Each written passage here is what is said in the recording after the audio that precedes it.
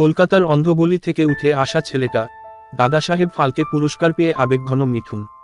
দাদাসাহেব ফালকে পুরস্কার পাচ্ছেন মিঠুন চক্রবর্তী। ভারতীয় চলচ্চিত্রে তার অবদানের জন্য বিশেষ সম্মানে সম্মানিত করা হচ্ছে তাকে।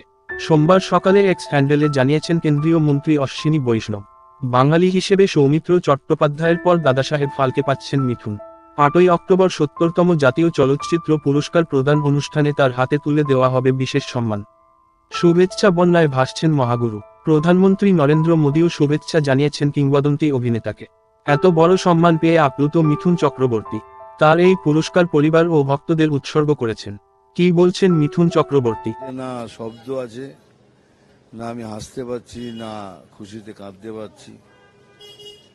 একটা কলকাতার অন্ধ গলি থেকে উঠে আসা ছেলে, বোম্বেতে ফুটপাতে থেকে লড়ে আজ এখানে এসেছি।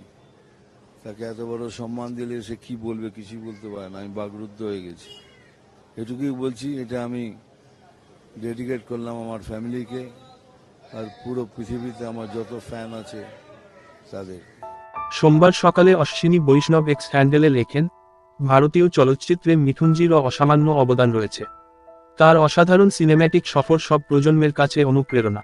1984 সালে দাদা সাহেব পেয়েছিলেন কিংবদন্তি সত্যজিৎ রায়। এরপর 2003 সালে এই পুরস্কার পান পরিচালক মৃণাল সেন।